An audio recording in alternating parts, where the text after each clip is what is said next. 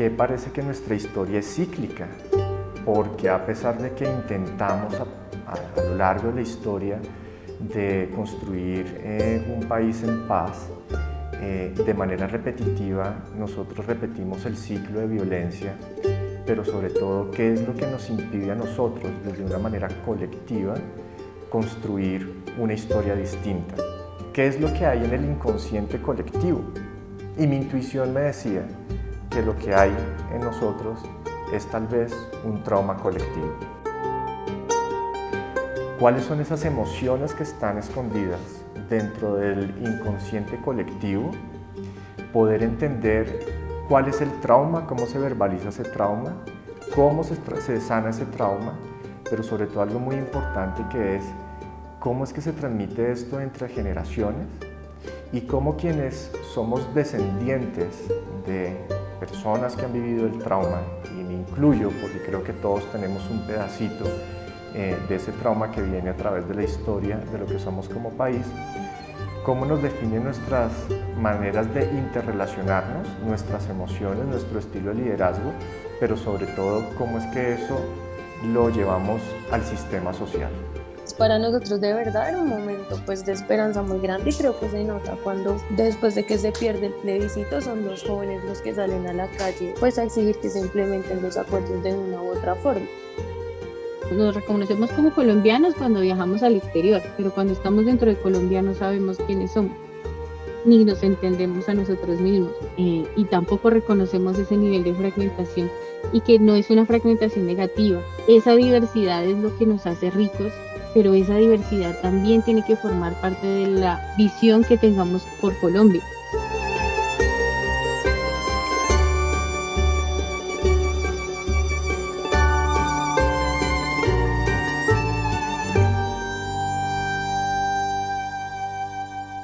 El trauma como evento, como emoción, genera una impronta, genera un recuerdo, genera una memoria.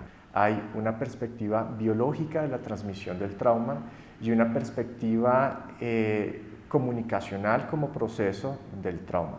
Desde la perspectiva biológica, lo que se ha encontrado es que la segunda y la tercera generación en efecto muestra síntomas de sobrereacción ante estímulos de estrés comparados con la primera generación. Desde la perspectiva narrativa o como proceso de comunicación, es claramente los traumas se transmiten a través del arte, de las costumbres, de las culturas, de todo lo que gira en torno a las narrativas de contar. Dentro de los muchos valores que se generan están la empatía, está la perseverancia, la capacidad de perdonar y una capacidad de emprendimiento.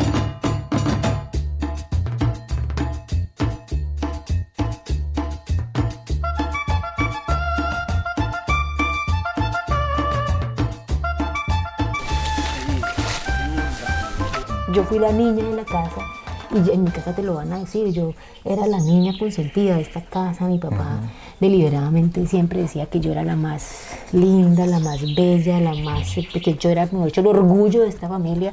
Entonces, de alguna manera, también yo pienso que mi familia puso en cierta forma, ¿cierto?, esa visión en mí, ¿cierto? Los padres podemos hacer eso con los hijos.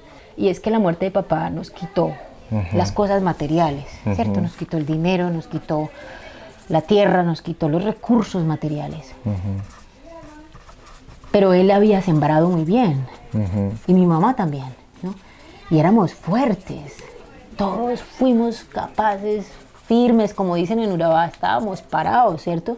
Y nos dolió hasta morir, pero todos salimos a trabajar, todos fuimos y resolvimos. Mi hermano Carlos Mario hasta vendía desayunos, pues todos empezamos a trabajar. Bueno, estamos ejecutando un proyecto con el apoyo de la gobernación, pero también con el apoyo de empresas locales como Urabá Nature Tour, Suriquí Nature, la Corporación Tierra Viva que lo ejecuta, la Universidad de Antioquia, el CUES, CIC Consultores, que han sido como las instituciones que han rodeado la reserva y su historia, su nacimiento hasta hoy. Yo era machetero, por decirlo así, hasta que conocí a doña Nilda y ahí entremos a unas clases de avistamiento de aves y turismo.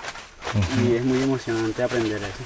El proyecto que hicimos se llama Medios de Vida basados en la conservación del medio ambiente, que busca básicamente que los jóvenes de la vereda La Pola puedan empezar como a construir herramientas y habilidades para trabajar los temas de conservación y además poder tener empleabilidad y tener generación de ingresos y medios de vida, ¿cierto? Que asociados a las actividades de conservación. Y que nada, todos debemos de alguna manera trabajar en pro de procesos tan bonitos como estos que buscan conservar los territorios y que también obviamente pues está muy metido ahí el tema del turismo de naturaleza, del ecoturismo, que es una de las industrias que más está cogiendo auge actualmente en un país tan mega diverso como Colombia. Se trata de la sensación que tengo como de una responsabilidad espiritual, más o menos, ¿no? Como de una responsabilidad superior, ¿sí? De, como te dijera, de devolver, de agradecer, ¿cierto? De reparar, de ayudar a unir las cosas que se rompen, ¿sí? Y fue cuando yo me puse a hablar con todos mis antepasados vivos acerca de la historia de mi familia, sus batallas, sus decisiones, sus errores, sus guerras, sus secretos, sus oscuridades y sus luces, ¿cierto?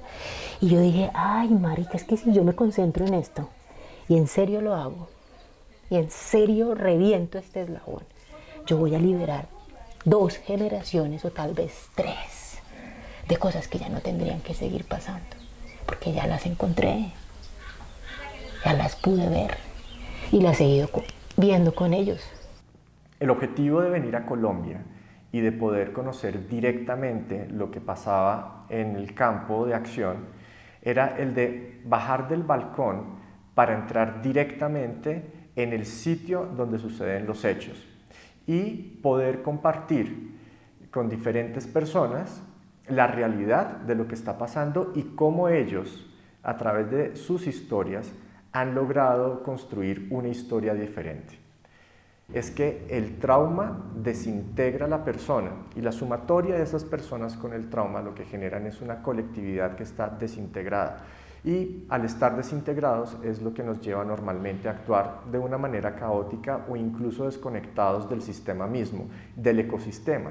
Parte del proceso de sanación lleva a la construcción de una nueva narrativa y pasamos de la desintegración a la reintegración y se manifiesta de la siguiente manera, se manifiesta a través de la creatividad, el emprendimiento, normalmente surge alguien dentro de esa colectividad que asume el liderazgo y decide que hay que construir una nueva narrativa con un objetivo principal, que la siguiente generación no va a volver a pasar por el mismo trauma. Y ahí es cuando se construye una nueva identidad.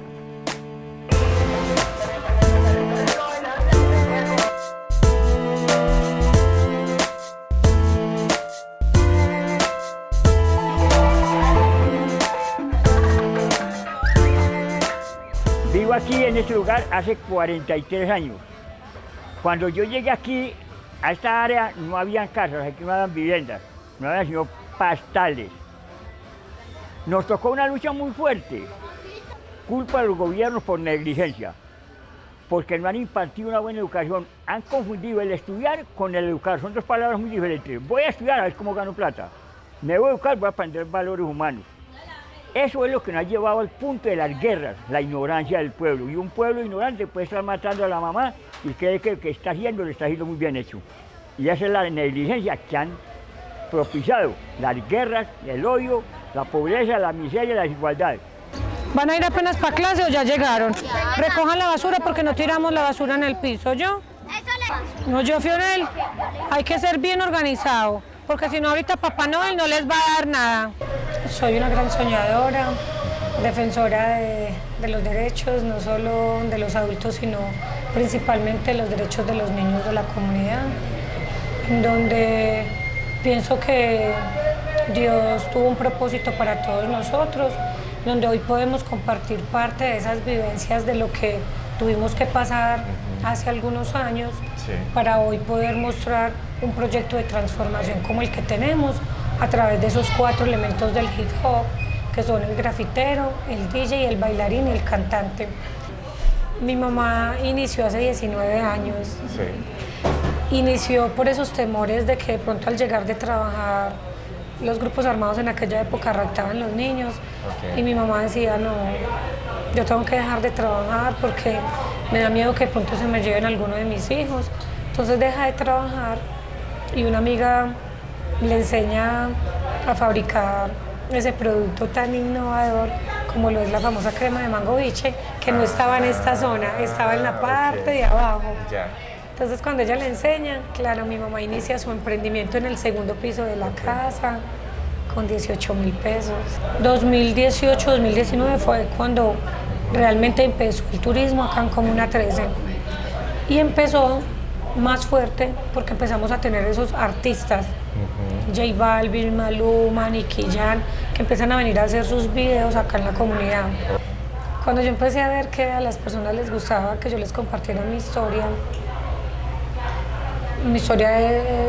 pues fue un poquito difícil y yo quise enfocar las pocas oportunidades que yo tuve en poder realizar un proyecto que pudiera beneficiar a los niños de bajos recursos del barrio y por eso puse este nombre que se llama ICETUR, que es apoyo infantil comunitario con amor, igualdad y compromiso.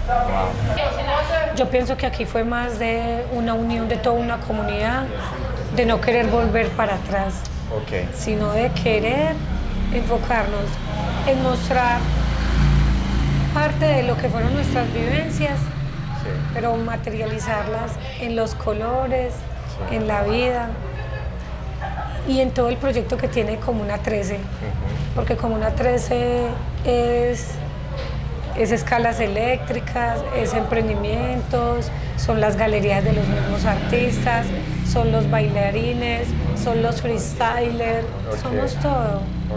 Entonces, todos somos empíricos, tanto nuestros artistas como todos los 4 elementos, todos somos empíricos, porque yo nunca estudié para hacer guianza, fue empíricamente, y empíricamente fue como pude sanar parte de mi pasado. Este mural es realizado por uno de los artistas más reconocidos de nuestra comunidad, que es Chota 13. Chota nos regala este mural a nosotros y lo representa en la Pachamama, que la Pachamama es la madre tierra, pero quiso representar, para nosotros lo quiso representar en la guacamaya, que ves que las plumas él las fue convirtiendo en hojas. Entonces hay una hoja de mango, de guanábana, de coco, de maracuyá. Un ojo representa el mar y el otro representa la tierra. Y esa luz es una luz de prosperidad para todos. El árbol representa la vida y el pájaro siempre va a representar la libertad. Aquí, por ejemplo, tenemos este emprendimiento que es de un amigo que él tiene una discapacidad en un piecito, tuvo un accidente y que él empezó a realizar sus gorras con su familia, pintándolas con pinturas en neón. Hola, amor. Bien. Ellos compartieron como la historia de qué fue lo que vivió este artista, contando cómo una mamá con 4 hijos sale adelante cosiendo. Entonces ella empezó a coser y por este portal tira todos sus sueños, que se convierten en cubos y llegan aquí a nuestra Comuna 13. Entonces ahí están las escaleras. Este representa a los viajeros. Y aquí podemos observar esta jaulita que representa ¿la libertad? Representa la libertad, pero la representa en uno de sus hijos, que fue tomado como falso positivo y pagó 12 años de cárcel siendo inocente. Entonces ahí representa también a su hermano, el artista representó a su hermano. Sí se puede cuando todos nos unimos y cuando todos luchamos por algo que queremos en conjunto. Pero cuando es solo una persona, lógicamente no, pero acá es toda una unión de toda una comunidad, todos queremos y apostamos por esa transformación. Este es uno de los murales más importantes de nuestra comunidad y es realizado por Chota y su primo Jess Graf. A Chota, que representan esa mano, representa el gobierno, pero también el grupo de paramilitares que hacen un juego con nuestra comunidad y realizaron lo que fue una de las operaciones más impactantes para nosotros, que fue la Operación Orión, 16 de octubre del año 2002, y duró 3 días. 3 días nosotros debajo de las camas. En la Pachamama representa todas las lágrimas que se derramaron, toda la sangre que se derramó, pero nunca perdimos la esperanza. Así nos sentíamos marchitos, pero volvimos a renacer. Jess Graff representa en este rostro de niño afro cómo nos quedamos nosotros siendo unos niños ante esas operaciones. Entonces Jess realiza un niño asustado, sorprendido, temeroso, así nos quedamos nosotros. Los colibrí representan los 2 helicópteros Black Hawk y los caracoles representan las 2 tanquetas. En Operación Orión nosotros tuvimos 1.500 entre soldados, el ejército, el DAS, el CTI, el Gaula. A eso le sumamos el grupo de paramilitares, los helicópteros Black Hawk y las tanquetas. Eso fue lo que fue Operación Orión. Que a pesar de esas vivencias que tenemos, hoy somos unos grandes soñadores que queremos apostar principalmente por cumplir y proyectarnos en todo aquello que queremos, y que yo soy de las que pienso que los límites solo están en nuestras mentes, porque todo lo que nosotros hacemos lo podemos cumplir. Bueno, pues ahora mismo vamos a iniciar un proyecto que es un voluntariado de clases de inglés para los niños y jóvenes de la comunidad, en donde un compañero de nosotros que ya es profesor de inglés va a dictar las clases y van a ser totalmente voluntarias, en donde nosotros, por ejemplo, no hay muchos recursos, pero por ejemplo podemos buscar quienes apadrinen, por ejemplo, el proyecto, como de pronto alguien que quiera apadrinar, por ejemplo, para darles un refrigerio a los niños, y en de pronto juegos, que puedan como ofrecernos juegos para que nosotros les podamos como enseñar bien a ellos como toda la técnica de cómo aprender el inglés fácilmente. Yo les quiero decir a todos que no dejen de soñar, que los sueños sí se cumplen, que querer es poder, que yo sé que en muchos momentos de la vida tenemos muchas dificultades, pero siempre hay personas que nos ayudan a creer y a creer en que todo se puede lograr, y lo más importante es creer en nosotros mismos. Cuando creemos en todo lo que nosotros podemos lograr y en lo que somos, podemos lograr todo lo que nos hacemos en la vida y podemos ser muy exitosos, pero siempre parte desde creer en nosotros mismos. Lloramos por nuestros muertos, por nuestros desaparecidos, por nuestros heridos. Lloramos por nosotros mismos y por lo que causan las violencias que se volvieron cotidianas en nuestra historia. Y aunque la muerte hace parte de la vida, es difícil aceptarla cuando otro ser humano decide sobre ella. Ese llanto expresa dolor por tantas historias interrumpidas, tantos sueños rotos, tantas vidas en suspenso. Pero nuestras víctimas también merecen una celebración, una que nos recuerde los momentos felices, la belleza que nos queda en medio del dolor. Este extracto que estoy leyendo es de acá, del Museo Casa de la Memoria. Es un centro en el que se ha construido toda la memoria colectiva de la violencia que ha sufrido esta región, de la violencia que ha habido en Antioquia y en Medellín, como una manera de poder lograr que no se olvide la historia y que de esa manera no haya repetición. En este momento, ya que se está dando pues, el proceso de construcción de paz, hay bastante material que está surgiendo, y una manera muy interesante es ver cómo la sociedad colombiana en este momento, y tal vez como parte del proceso de sanación del dolor de la guerra, está generando bastante material audiovisual y periodístico. Ese, por ejemplo, es un síntoma de la existencia de un trauma colectivo. Con el objetivo de poder verificar lo aprendido en el marco teórico, realicé alrededor de 12 entrevistas y 3 visitas de campo. Una de las limitaciones de la investigación está dada en la muestra, es una muestra pequeña, pero lo que intenté hacer fue reproducir desde el punto de vista de colectividad de lo que es la sociedad colombiana, tomar una muestra de cada uno de los actores, en la medida de lo posible, que han estado involucrados en el proceso de construcción de paz, teniendo en cuenta que la construcción de la paz no es algo que se dio únicamente en el año 2018. Nosotros intentamos, pues primeramente, trabajar la sanidad del duelo individual, pero realmente intentando que esa sanidad individual te llevara a poder tener un trabajo pues más fácil de manera colectiva, porque una persona traumada por lo general es complicada, es conflictiva, es difícil trabajar, desconfiada, y uno así no puede trabajar bien. Entonces primero había que trabajar las individualidades y después lo individual, mira, era por ciclo, individual, familiar, vecinal, la vereda, después lo colectivo de la comunidad. Y nosotros llegamos a hacer, aquí se reestructuró tanto que nosotros llegamos a hacer la primera sentencia de justicia y paz en Colombia, que el simple hecho de tomar la decisión de reunirte como colectivo ya es un avance, porque significa que ya estás volviendo a creer, a confiar, a apoyarte en el otro. El arte se llama arte del quilting, lo que ella enseñaba, ¿no? Arte del quilting o el arte de retazo, ese alfilerito que esté, o arte de retazo. Y ella consistía en coser algo como parecido a las molas. No es exactamente, los quilting son quilting, las molas son molas, pero son muy parecidas. Y es figuras geométricas. Y nosotras, pues como usted decía, no nos adaptamos a ello. Y definitivamente un día le dijimos que queríamos hacer nuestras propias historias, queríamos contar nuestras propias historias. Pues a ella le pareció muy interesante y dijo, sí, esto es una forma de sanar. Y comenzó a explicarnos. Después de eso decidimos que colectivamente íbamos a dibujar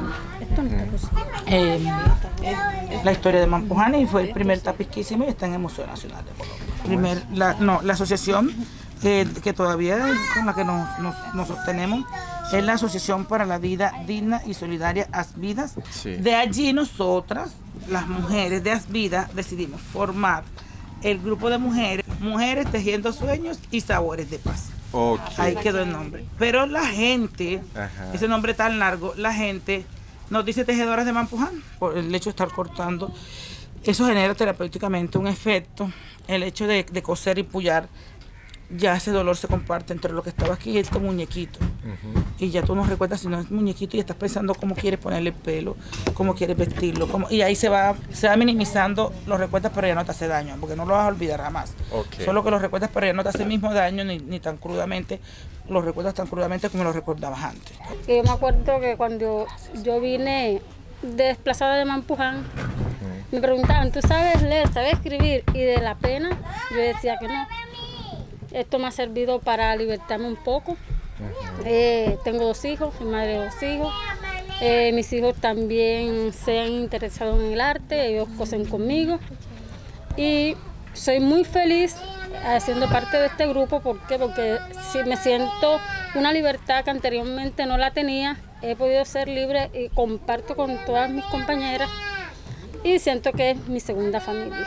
Esto cuenta las historias que cuando nosotros salimos a replicar el tema de sanidad del duelo en todo Montes de María, Córdoba y Sucre, las historias que las mujeres contaron, las decidimos hacer, las más insignificativas, en un solo tapiz. Entonces, por ejemplo, la señora contaba que ella tenía su cría de cerdo y le quemaron todas sus cosas, y ella lo primero que agarró es el cerdo como si fuera su hijo y salió corriendo con su cerdo. Es importante porque esta familia le tocó esconderse en un humedal por varios días, pues estaban matando allá, y ahí le daba teta a su bebé y con eso sobrevivía, y aquí estaban escondidos entre el agua.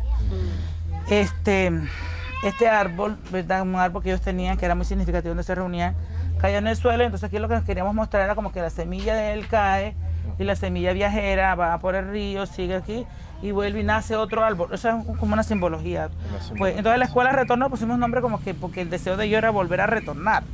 Entonces le pusimos Retorno, y aquí están como las palabras clave en ese momento. Este es muy viejito, mira que está todo remendadito porque eran las palabras claves que estaban pasando en ese momento. 2008 era el tema que ya había llegado la Justicia y Paz, Ley de Justicia y Paz, Ley 975 de 2005, y estaba en ese momento hablándose de reparación y de humanizar al victimario. Y también estábamos contando en ese tiempo cómo el conflicto afectó el agua. El conflicto no solo afectó a las personas, afectó a la tierra, afectó el agua, afectó el aire. Entonces aquí afectó el agua, ¿cómo? Porque los muertos iban todos impresionantemente al río. Y esta obra se llama La mujer pariendo en el árbol. Ella se subió y cuando se subió le dieron ganas. El árbol tenía la rama como cómoda y parió su hijo en un árbol. Digamos que nosotros aquí somos una comunidad temerosa de Dios, para empezar. Y el temor a Dios se refleja en que hacemos las cosas con cuidado.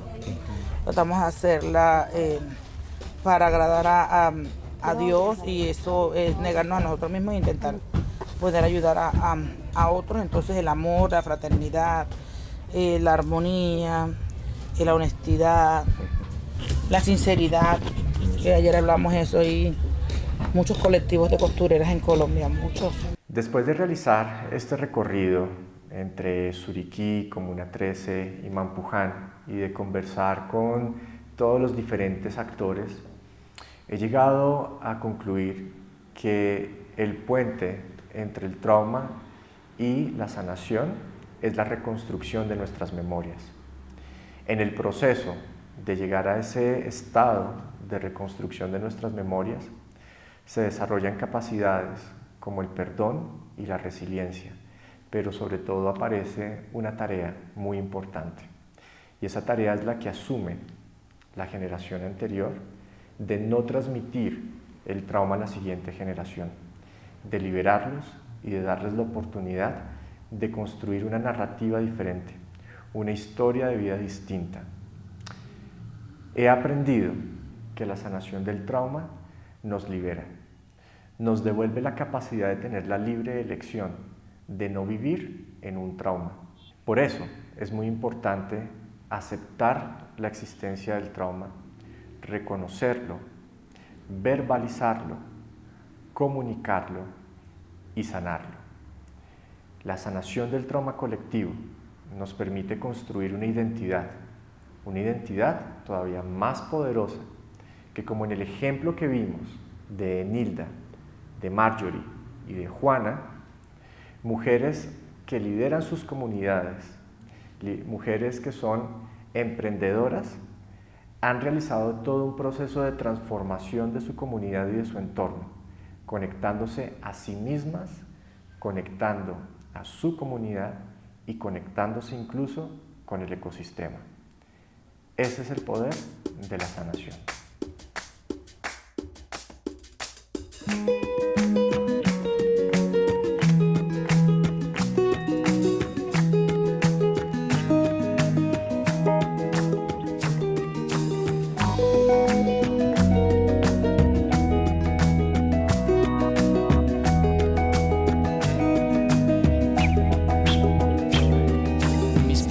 Un día se fueron, como lo hicieron más de 1 millón, cansados de la violencia, la incertidumbre y la confusión.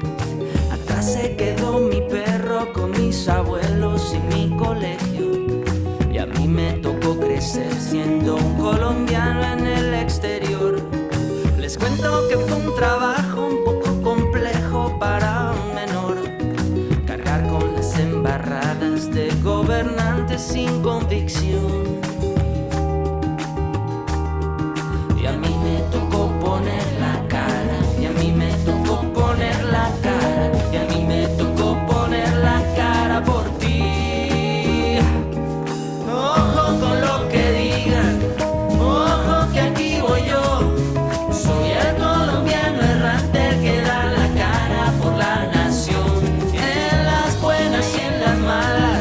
Si sobra o si falta un gol, me toca cerrar los puños y que no dude mi convicción, aunque esté lejos la tierra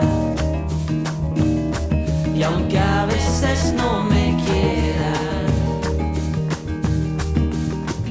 Yo pienso que uno de los líos más delicados que tenemos en nuestro país es que nosotros no podemos reconocernos entre nosotros, ¿cierto? Y al no podernos reconocer, no hemos podido tejer una narrativa como nación o como sociedad. Pero cuando empiezo a compartir mi historia, empiezo a sanar mi corazón, a sanarlo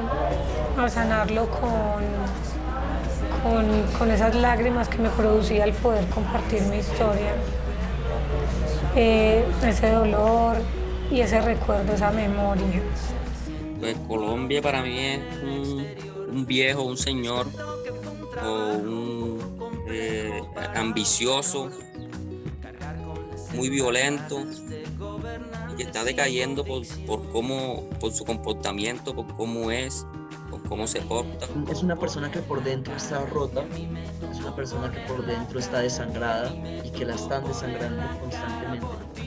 Es una persona que se le está yendo la vida y que ve cómo se le está yendo la vida y no la puede agarrar. Un poco esquizofrénica, es alegre, tiene una dosis fuerte de crueldad, rodeada de una magia tropical total, o sea, una herencia indígena y muchísima influencia africana. Que es una mujer que ha tenido en su historia una vida con mucho conflicto, que no la ha tenido fácil, pero que a pesar de cargar con esto, ha sabido lidiar en su adultez con todo esto que vivió en su pasado.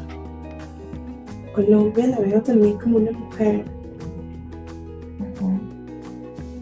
como que ha pasado también por cierto camino de engaño, pero quizás un poquito más fuerte. Como si Venezuela fuera la primera vez que la golpean y no sabe qué hacer, y Colombia sí. Como ese amigo que entiende. Nosotros dijimos que para nosotros Mampuán es una mujer, como la pueden ver aquí, una mujer negra, la cual nos representa a nosotras, una mujer fuerte, que por aquí lleva una telarañita, lleva un poco de personas que está embarazada, eso de proyectos, pasar de ser una persona que a ella la mandan, a ella mandar, a ella darle oportunidad también a otras mujeres para que puedan salir adelante. Y a mí me tocó poner la cara por ti.